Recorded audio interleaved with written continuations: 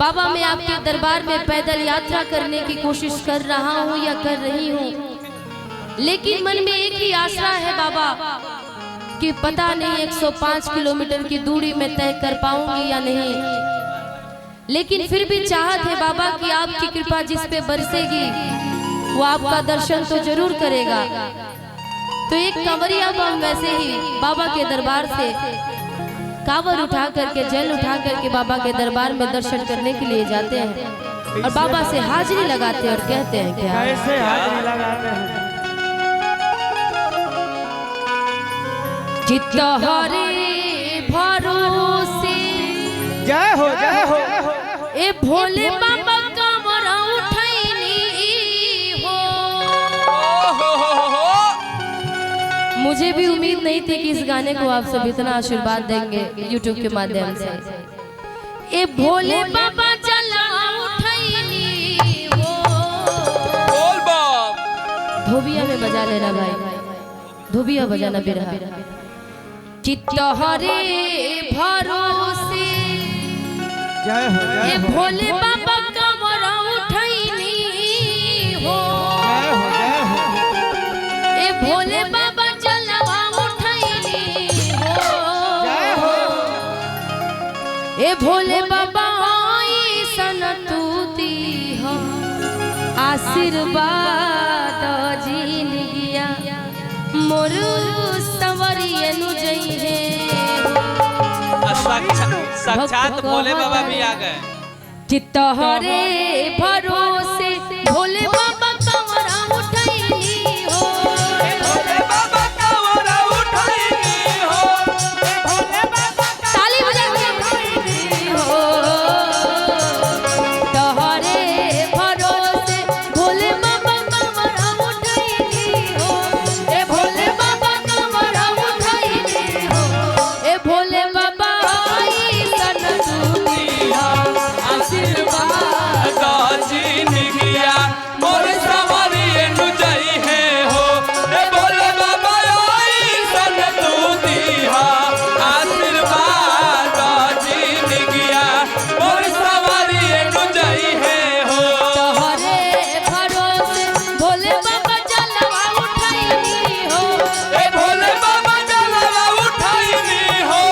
ए भोले बाबा जलवा उठैनी हो।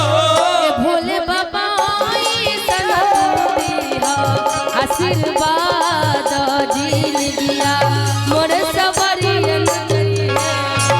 ए भोले बाबा ऐसन तू दीहा आशीर्वाद जिंदगिया मोर सवारिए नु जई है हो। सात बहिनी झुलुआ झूले निमिया के डरिया डोले। सात बहिनी झुलुआ झूले निमिया के डरिया डोले। झिरी झिरी बाहे शीतली बयारन होला। झिरी झिरी बाहे शीतली बयारन होला। ए भोले बाबा ऐसन तू दीहा आशीर्वाद जिंदगिया मोर सवारिए नु जई है हो। भोले बाबा ऐसन तू दीहा मोर सवारिए नु जई है। तोहरे ही नमवा लैले सुर के लगैनी हो। ले सुर के लगैनी हो। ले सुर के लगैनी हो। आज बाबा के दरबार में जाते हुए एक ही नारा है क्या? बोल बम के नारा बा। बाबा एक सहारा बा। कहते कि जिसके गले में आवाज ना हो बोल बम भी कैसे बोल पाएगा। इसलिए बाबा की आशीर्वाद बहुत जरूरी है, क्योंकि तोहरे ही नमवा लैले बोल बम बोलनी हो। ले बोल बाबा बोलनी हो। ए भोले भोले बाबा बोलनी हो। ए भोले बाबा ऐसन तू दीहा आशीर्वाद जिंदगिया सब सवरियन जइहे। ए भोले बाबा ऐसन तू दीहा आशीर्वाद जिंदगिया मोर सवारिए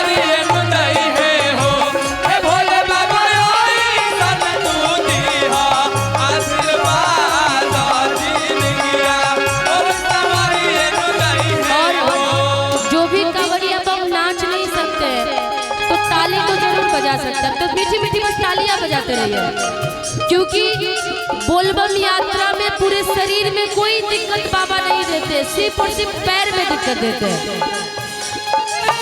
पैर के ऊपर की जितनी अंगें सब ठीक है, तो ताली बजा ही सकते हैं आप लोग। बस जो बैठे हैं वो लोग ताली बजा लीजिए, झूमना चाहते वो झूम रहे हैं ताली बजाते हुए।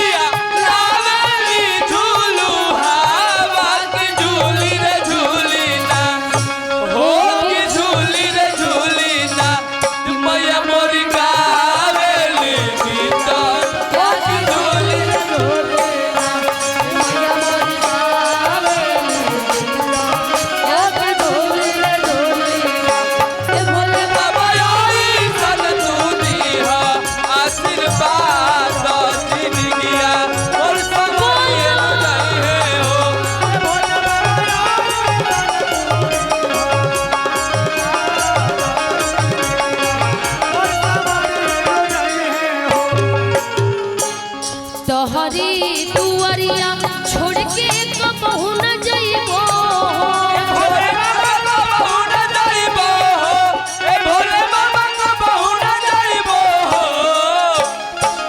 आप ही जैसे कमरिया बम है जो बाबा से कह रहे कि बाबा आप परीक्षा बहुत ले रहे हैं, मेरे भी दोनों पैर में फोके हो गए, इतनी गर्मी है इतनी धूप है, हिम्मत आदमी हार जा रहा है, लेकिन फिर भी भक्त कहते हैं कि बाबा जैसे सारे कमरिया बम जा रहे, निशा उपाध्याय जा रही है, वैसे मैं हिम्मत नहीं हारूंगा, आपका दर्शन करने बार बार आऊंगा, चाहे 40 किलोमीटर हो, चाहे 105 किलोमीटर हो, चाहे 250 किलोमीटर हो, मैं पैदल आऊंगा तो आऊंगा। और भक्त कहता है क्या, तोहरे दुआरिया छोड़ के कतही न जइबो, भोले बाबा कतही न जइबो, ए भोले बाबा कतही न जइबो।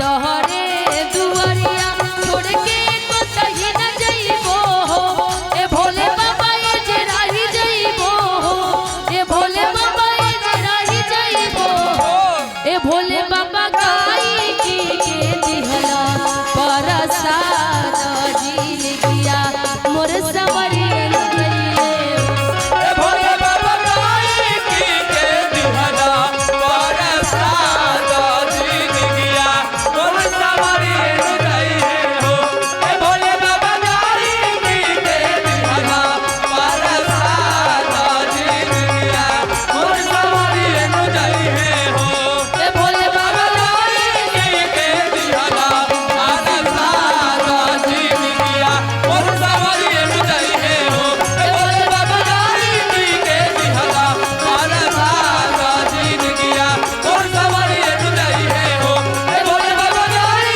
की के दिहला परसाद जील किया मोर सवरियन गइले हो। ए भोले बाबा सन तू दीहा आशीर्वाद जीन किया सबू के समरियन जई है।